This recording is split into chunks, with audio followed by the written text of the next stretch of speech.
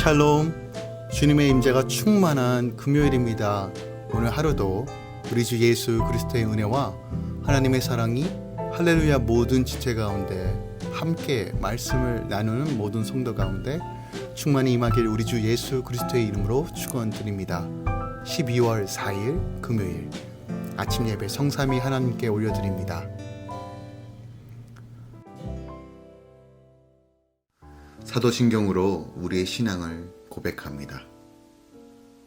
전능하사 천지를 만드신 하나님 아버지를 내가 믿사오며 그 외아들 우리 주 예수 그리스도를 믿사오니 이는 성령으로 잉태하사 동정녀 마리아에게 나시고 본디오 빌라도에게 고난을 받으사 십자가에 못 박혀 죽으시고 장사한 지 사흘 만에 죽은 자 가운데서 다시 살아나시며 하늘에 오르사 전능하신 하나님 우편에 앉아 계시다가 저리로서 산자와 죽은 자를 심판하러 오시리라. 성령을 믿사오며 거룩한 공예와 성도가 서로 교통하는 것과 죄를 사하여 주시는 것과 몸이 다시 사는 것과 영원히 사는 것을 믿사옵나이다. 아멘. 오늘 하나님의 말씀은 역대상 20장 1절부터 8절까지입니다. 역대상 20장 1절부터 8절까지입니다. 하나님 말씀을 받습니다. 해가 바뀌어 왕들이 출전할 때 되매 요압이 그 군대를 거느리고 나가서 암몬 자손의 땅을 격파하고 들어가 랍바를 에워싸고 다윗은 예루살렘에 그대로 있더니 요압이 랍바를 쳐서 함락시킴에 다윗이 그 왕의 머리에서 보석 있는 왕관을 빼앗아 중량을 달아보니 금 1달란트와 그들의 왕관을 자기 머리에 쓰니라. 다윗이 또 그 성에서 노략한 물건을 무수히 내오고 그 가운데 백성을 끌어내어 톱과 새도끼와 돌서래로 일하게 하니라.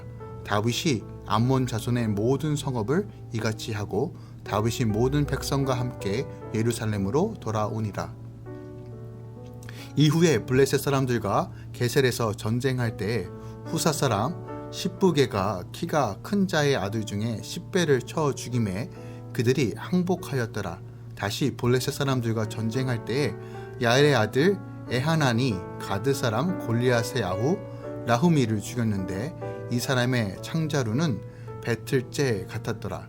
또 가드에서 전쟁할 때 곳에 키 큰 자 하나는 손과 발에 가락이 6씩 모두 24이 있는데 그도 키가 큰 자의 소생이라.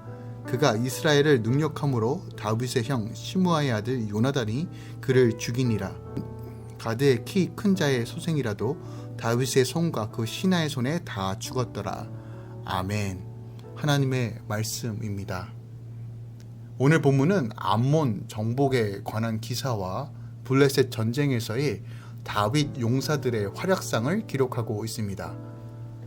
먼저 1절부터 3절은 암몬 정복에 대한 내용이 기록되어 있는데 암몬, 아람 연합군의 전쟁이 있었던 다음 해에 요압이 이스라엘 군대를 이끌고 출전하여 암몬의 왕성 랍바를 함락한 사실과 다윗이 랍바 성으로 가서 수많은 전리품을 획득하고 계산한 사실을 기록하고 있습니다.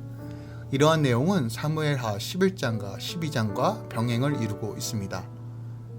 아마 암몬의 주력 부대를 대패시킨 다윗의 군대는 요압의 주도로 암몬의 수도 랍바를 에워쌉니다. 그 무렵 다윗은 예루살렘에 그대로 있었는데 그때가 바로 그가 밧세바를 범하고 우리아를 살인함으로 악을 행한 기간입니다.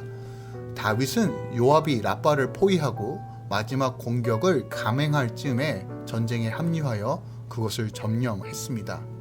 그리고 암몬 왕의 머리에서 왕관을 취하여 자기 머리에 쓰고 그 백성을 끌어내어 강제 노역을 시킵니다. 역대상 19장과 달리 20장에는 여호와께서 다윗에게 승리를 주시고 그가 정의와 공의를 행했다는 표현이 나오지 않습니다. 이것은 그가 암몬과의 전쟁에서 이겼지만 실질적인 싸움에서는 졌다는 사실을 보여주고 있는 것이에요. 즉 외적인 열매가 아무리 많아도 내적인 거룩이 없으면, 즉 하나님께 함께 하시지 않다면 그것은 끝이라는 것을 오늘 본문이 우리에게 가르쳐주고 있습니다. 4절부터 8절은 블레셋 전쟁 시에 용맹을 떨친 다윗의 3명의 용사 십부게, 엘하나, 요나단의 활약상을 소개하고 있습니다. 이러한 본문은 사무엘하 21장 18절에서 22절과 병행을 이루고 있습니다. 그리고 여기서 언급된 블레셋 전쟁은 다윗이 이스라엘 왕으로 즉위한 직후 발생한 2차에 걸친 느하민 골짜기 전투와 관련된 것으로 일종의 보충 기사입니다. 블레셋 족속이 정복되었지만 가끔 일어나는 폭력적인 저항까지 완전히 근절할 수는 없었습니다.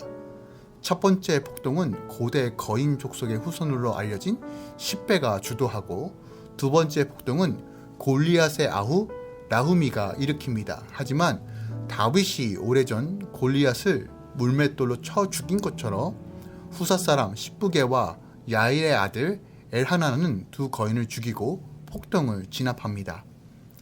블레셋 군대의 장수들은 자기 힘을 믿고 하나님을 대적하는 자들을 대표하는 사람들입니다. 하지만 하나님은 그들보다 작고 약한 다윗의 신하들을 사용하셔서 그들을 제압하여 하나님 나라를 세워가십니다. 세 번째 폭동이 또다시 가드에서 일어났습니다. 가드의 거인은 손가락과 발가락이 각각 6개씩 있었습니다. 그는 골리앗처럼 이스라엘을 공개적으로 조롱하며 업신여겼지만 시므아의 아들이자 다윗의 조카였던 요나단에게 죽임을 당합니다. 그가 자기 힘을 믿고 하나님의 군대인 이스라엘을 능욕했기 때문입니다. 오늘 본문을 통해서 오늘 하루 우리가 묵상해야 할 말씀이 무엇이 있을까요? 7절 말씀을 한 번 더 묵상하길 원합니다.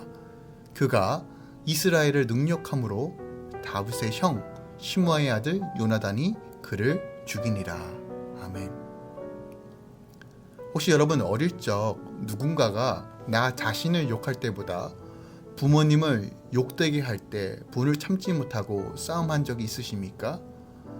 나 자신이 욕먹는 것보다 부모님이 욕먹는 것을 참지 못하는 이유는, 내가 욕먹는 것은 내가 참고 견디면 되지만 다른 사람의 입에서 부모를 욕하는 소리를 참지 못하는 것은, 그것은 아마도 부모에 대한 사랑과 존경이 그 근거이기 때문일 것입니다.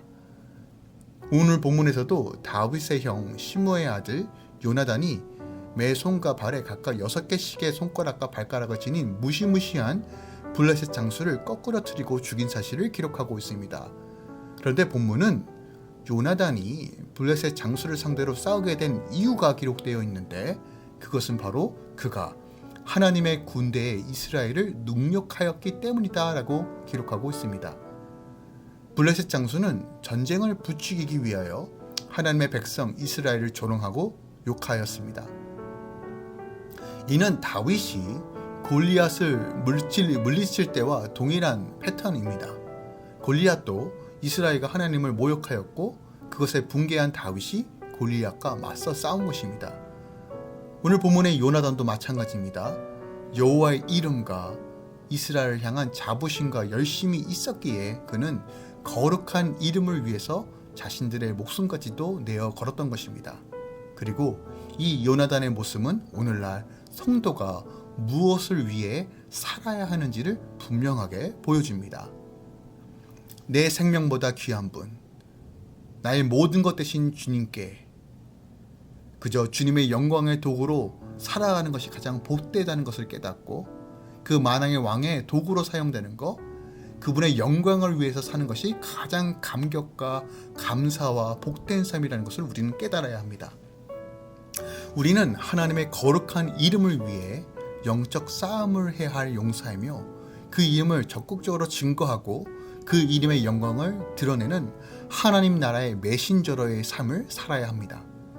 이러한 사실을 깨달았던 초대교회 성도들은 자신들의 무엇 때문에 살아야 하는지, 삶의 진정한 이유와 목적이 무엇인지를 깨달았습니다. 즉, 우리 주 예수 그리스도의 이름을 붙잡고 그 이름의 능력을 바라보며 증인된 삶을 살았다는 것입니다. 바울은 로마서 1장 5절부터 6절에 이렇게 고백합니다. 그로 말미암아 우리가 은혜와 사도의 직분을 받아 그의 이름을 위하여 모든 이방인 중에서 믿어 순종하게 하나니, 너희도 그들 중에서 예수 그리스도의 것으로 부르심을 받은 자니라. 아멘. 즉 우리는 그의 이름을 위하여 부름받은 자라는 것이에요. 그의 부르심을 따라 그 은혜로 주님께서 주신 그 기쁨과 그 사역을 감당해야 한다는 사실을 오늘 로마서가 우리에게 말하고 있습니다. 이것이 바로 성도의 삶이요 본분이요 삶의 이유라는 것이에요. 우리의 구원자 되신 예수 그리스도의 이름을 위해 사는 삶, 그 이름을 드러내는 삶을 사는 것이 우리의 성도의 본분이라는 것이에요. 그렇다면 예수 그리스도의 이름을 위해 사는 삶은 대체 어떻게 우리 삶 가운데 구현될까요? 바로 목적이 예수 그리스도를 위한 삶, 우리의 삶이 하나님께 속한 자의 삶을 사는 것이에요. 바로 예수 그리스도의 이름이 내 입술 가운데, 내 삶 가운데 온전히 드러날 수 있도록 내가 성배되고 거룩하며 도덕적이고 윤리적이고 주의 말씀에 천종하는 삶을 사는 것이에요. 내 말에, 내 행동에 예수가 드러나는가? 꼭 말로 표현하지 않더라도 내 삶의 내 태도가 정말 하나님을 믿는 자녀의 삶이 보여지는가? 오늘도 내 힘이 아닌 성령의 능력으로 살고 있는가를 점검해 보면 우리가 정말 하나님의 부르심 따라 그 이름을 위하여 살아가는지를 확인할 수 있습니다.